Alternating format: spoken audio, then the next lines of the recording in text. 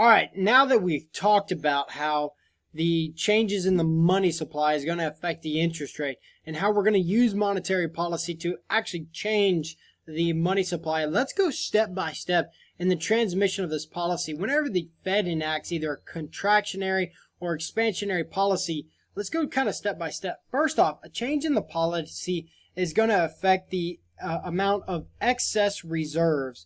What is the amount of our excess reserves? Remember that excess reserves is that difference between the required reserves and the total reserves within the banking industry. So a bank has X amount of money in their account. They have X amount of deposits. Well, they're required to keep a certain percentage, and then they're going to try and loan out as much as they can of the rest oftentimes. Sometimes they keep a little bit more than what they're required. So the difference between the total reserves, the total amount that they have in reserves, and the required reserves, well, that's going to be that excess reserves.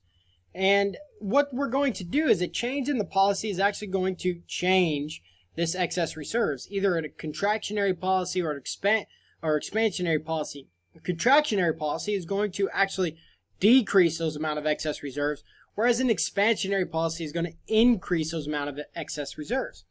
So this change in these excess reserves is actually going to shift the money supply, which is going to affect the interest rate. So then the level of a planned investment, the level of that investment and the money multiplier is now changed. And you remember that planned investment, we have that planned investment function from way back in where we had that autonomous investment minus that marginal sensitivity, marginal investment sensitivity times the interest rate. So now we're changing that level of a planned investment, and we're also changing our money multiplier here. Remember that money multiplier was equal to 1 divided by the reciprocal of the required reserve. We're changing one or both. So then that's going to, and then that's of course going to change that aggregate demand for output, and then that national income. Both of those are going to be affected. So by changing that policy, and changing those excess reserves, it's going to affect that multiply, which affects the interest rate. The interest rate then affects the amount that people are going to want to invest, and it might affect that money multiplier with how much is that of that each deposit going to affect the economy. And then it's also going to change that aggregate demand for output, and then it's also going to affect that national income. So we change that monetary policy, and here's a nice little kind of diagram of how it affects it. Changing the monetary policy is going to change those excess reserves.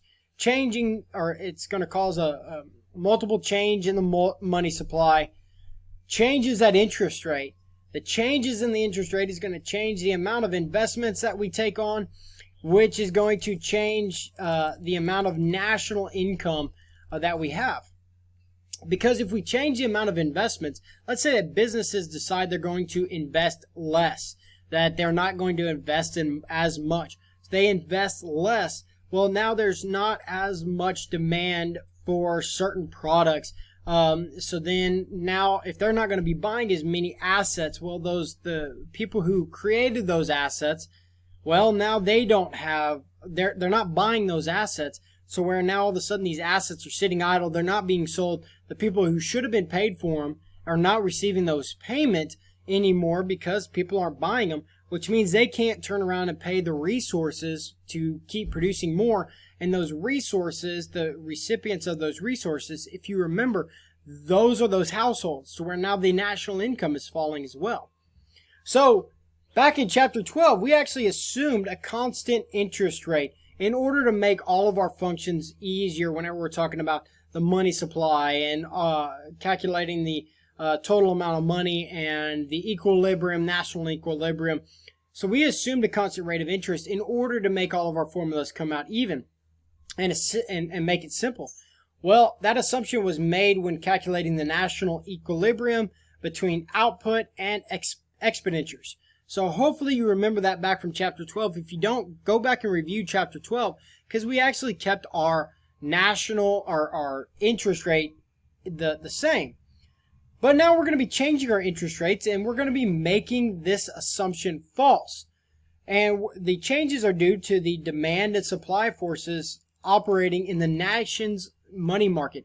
We now know that the equilibrium between the nation's money market is actually going to be affecting that interest rate. So, and we know that as the market or the money supply expands, our interest rates fall. And as we reduce our money supply, our interest rates actually go up. We now know that that's the case. So we are going to be making that constant interest rate assumption. It's now going to be false because we now know that the money market equilibrium will actually dictate our interest rate. So let's kind of go through this a little bit more. How does this kind of happen? How does this occur?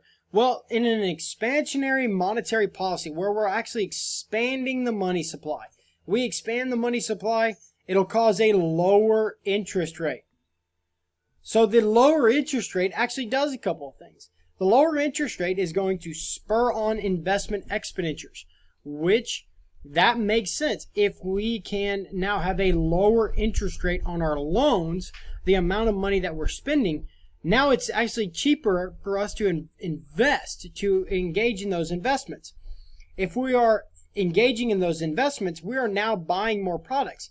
If we're buying more products, that means we're selling more goods. If businesses are buying more products, that means other businesses are selling more products. If they're selling more products, then they're going to take those revenues and pay for those resources. And you remember, the households actually own the resources. So by paying for those resources, the households are actually receiving more in rent, wage, interest, profits, which is adding to our nation's income. So then it shifts our aggregate demand curve to the right. So our aggregate demand curve is actually increasing. It's being shifted to the right because people are buying more goods, and they're buying more goods because of lower interest rates, and they can afford more goods because of those lower interest rates and lower costs, and businesses are buying more because they can afford it because of the lower interest rates. Now, let's talk about the contractionary monetary policy. Well, with the contractionary monetary policy, we're reducing the money supply, we're increasing our interest rates. Higher interest rates are going to have the exact opposite effect, ladies and gentlemen. Higher interest rates will actually discourage investment expenditures. Because of the higher interest rates on loans, we are not going to be able to afford as much. It's going to cost us more. Because it's costing us more, we're not going to be investing as much anymore. We're not going to be going out and buying more assets. We're not going to be buying that land. We're not going to be buying that tractor. We're not going to be buying those cattle because it's going to cost us more because of that interest cost on that loan. So if we're not investing as much, then people aren't selling as much. Those companies that produce those assets, they're not selling as much. So because they don't sell as much, well, now they can't pay as much to the households in rent, wages, interest, profits. As they can't pay as much, then the households are not buying as much because they don't have as much to spend, and the aggregate or shifts the aggregate demand curve to the left. So let's kind of think about this real quick. Just put it in broad perspective. Let's say that interest rates are going up. Interest rates are high. People don't buy as many goods on loans. Because they don't buy as many goods on loans, well, then companies aren't selling as many. If companies aren't selling as much, then they don't need to keep as many people employed to produce as much, because if they're not making as much, why are you going to keep workers around and having them sit idle? They don't. So now we're laying off workers. Workers are laid off. Well, now national income is falling. And if national income is falling and workers are getting laid off, they don't have that money to spend anymore on just goods and services. Because they don't have as much to spend on goods and services, they demand less goods as a whole. That aggregate demand actually is falling. It's shifting to the left. And then it causes that downward spiral. The opposite would come into play if interest rates are going down. If interest rates are going down, companies can now afford more. Households can now afford more. And if they can afford more, they're going to be buying more. Buying more means that the companies are selling more. Companies that sell more have to hire more employees to produce more. More employees mean that the households are bringing more in that national income. If they're bringing more in, they can now afford to to buy more goods, and that's going to actually shift that aggregate demand curve to the right, increasing that aggregate demand curve.